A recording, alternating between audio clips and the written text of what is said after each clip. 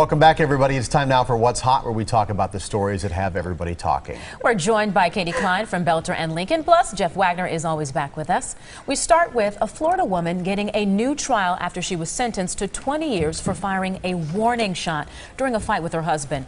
Her conviction on aggravated assault with a deadly weapon carried a mandatory 20-year sentence. The appeals court said that the judge was right to block her from using the state's Stand Your Ground law as a way to defend her actions. Should she get a new trial is the question.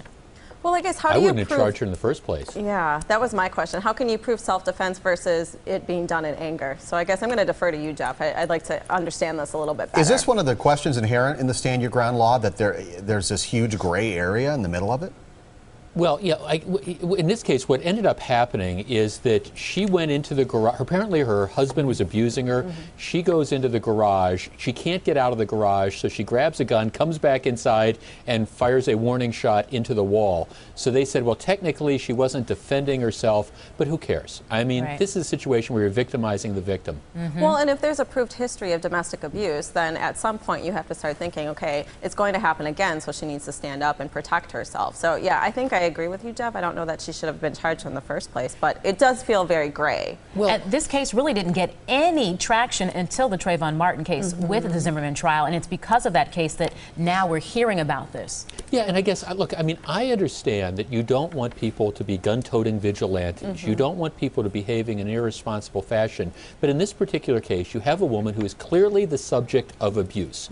It's not like she went in and fired 2 warning shots into the chest of her husband. Right. She went in, fired the warning shot because she couldn't get out of the garage.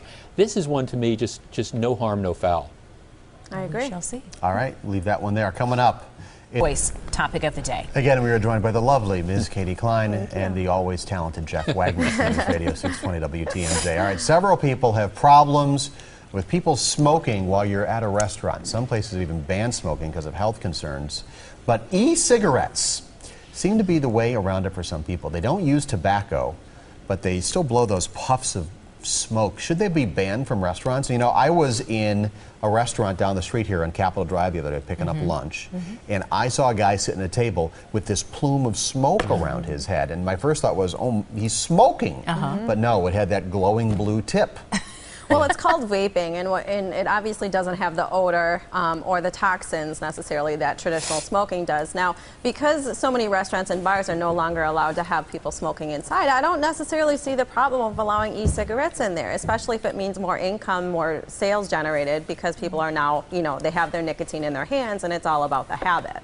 I don't get out enough. I have never seen anybody smoking one of these things. So, I mean, I understand it's vapor. I think they're probably still bad for you because you're ingesting a whole bunch of nicotine and things like that.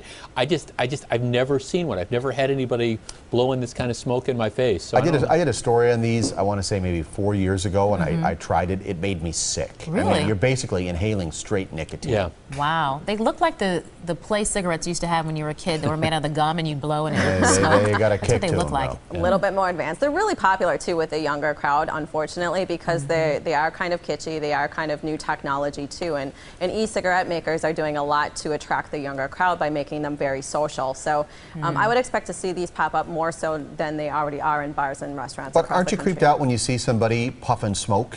Well, it's because we're not used to it yet. And sure, your first inclination is going to be, they're smoking and they shouldn't be. But really, you know, it's vaping, it's odorless, and I would expect this trend to continue. Well, maybe they'll just be like an e-cigarette room. She knows section. the terminology. Vaping, I know, right? okay. Vaping. Well, now it is time for our lightning round. A Halloween costume for toddlers spotted at Walmart has some parents stunned. They say that the naughty leopard costume for little girls is inappropriate. Walmart has since pulled the costume from the store shelves. The costume is still available, however, online, but they've changed the name to just Leopard Child Halloween Costume. This is crazy.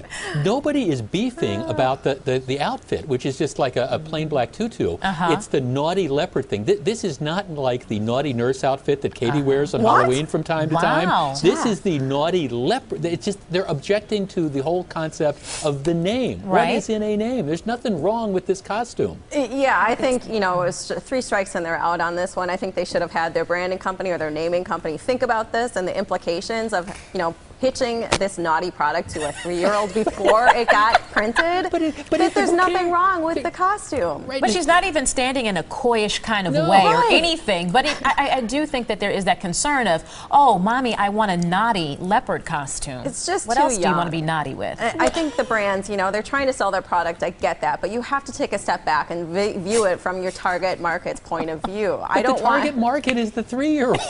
It's an ugly I can costume. understand that. What 3-year-old is going to roll on up to a counter and be like, I would like to pay for this? It's the parents' decision What up happened to until 18. I want to be a cowgirl? Well, but what's wrong? Oh, that's boring. See, but there's nothing wrong with that costume, I guess. But there's That's the nothing thing. wrong. We Right. agree with you, Jeff. There's Totally nothing agree wrong with with you. the costume. It's Okay, just so the all we're name. talking about is what's in a name, for Well, goodness what would sakes. Jimmy Exactly. Buffett say? Yes. Well, Jimmy Buffett has a great Halloween song. It's called Halloween in Tijuana, which would not necessarily be appropriate for the 3 or 4-year-old. So you wouldn't wear the naughty leopard costume to the Jimmy Buffett show. But Oy vey. God The bless What's Jimmy Hot Buffett. discussion continues online. Don't you love Fridays around here? Sure do. You can find that at TMJ4.com/hot. Hot. Well, come